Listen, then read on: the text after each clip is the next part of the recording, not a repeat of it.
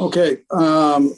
I don't have anything right now for you injury wise. We're working through all of that as we speak. So, listen, I was proud of the guys for battling through that game. There were obviously some downs in that first half that we had to power through and still keep our trust in each other. And I thought the guys did well with that.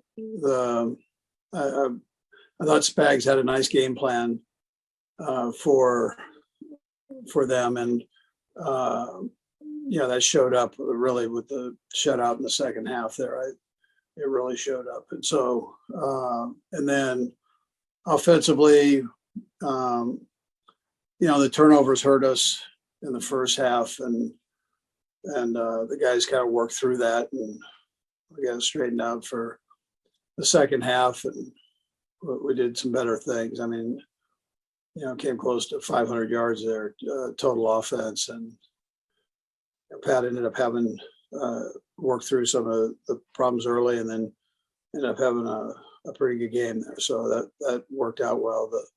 The offensive line did the same thing. Receivers did the same thing.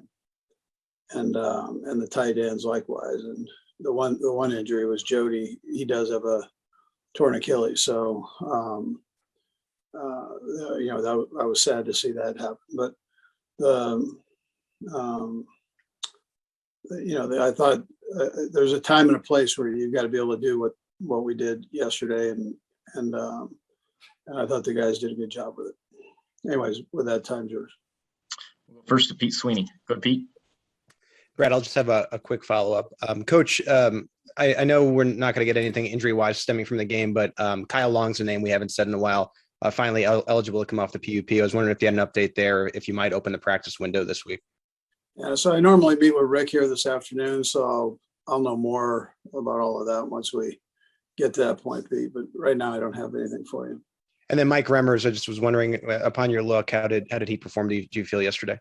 Yeah, I thought he did a good job. He was solid in there, and I thought he really held his own. That defensive line, I have a lot of respect for it. I mean, there are a lot of first-round picks on that defensive line, and they can rev it up and play pretty good. And I've seen it when we were looking at tape. You could see it, and then when we were out there, you could see their speed and athletic ability. So I thought our guys did a pretty good job with that.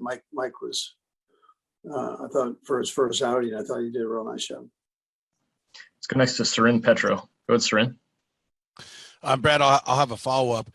Coach, I know you don't like to discuss what, maybe some of the private conversations are, but maybe you can give us a little window into maybe the tone or tenor of what Patrick said to you going in at the half. At the cameras caught you guys kind of talking, and it seemed like he came over to you and said something. I know it had been kind of a bumpy first half. Can you share anything of what the conversation was? Yeah, I mean, he just said, "Hey, listen, we're going to get it right," and it really wasn't that long of a conversation. He said, "We'll get it right."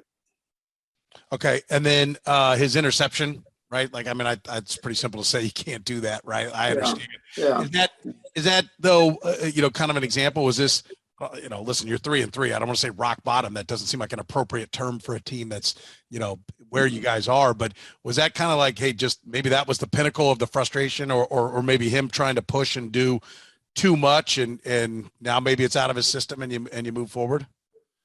Yeah, I think I'd say you're accurate just on doing too much there. I don't know if the whole other thing resonated in there, but he was trying to make something happen, and there was a fumbled snap. He picks it up, and now it's one of those deals. Kel's kind of flashed there for a second, so I would put it in that category. Let's go next to Blair Kirchhoff. Go ahead, Blair. And you said last week that you were hoping to get Jody Fortson some more, or no, I'm sorry, Josh more snaps. Just wondering what happened there. Yeah, it didn't work out that way, but we'll keep bringing him along. I think he's just starting to get comfortable with this whole thing. We had him in for a few plays. I don't know what it totaled out, but he was, he'll be fine. We just keep working through everything. Let's go next to Aaron Ladd. Go ahead, Aaron. Brad, and I'll have a quick follow-up with this one as well, but I'm listening through some of the sound last week, Andy, and you talked about offensively. You guys are one of the best in the history of the league on scoring per possession, and we kind of saw that in Washington. You spoke to that, the kind of 500 yards. Do you feel like the turnovers, however, are kind of a fatal flaw, maybe where opponents see that, or maybe guys in your own locker room kind of feel that, you just can't sustain that amount of turnovers? Yeah, so two separate things, but yeah, I think those are fatal flaws. They kill drives, obviously, if you're not on the end of recovering a fumble. And then I tell you, at times, I mentioned this last week, at times guys will press and try to do too much. And then you do that, and that's a problem.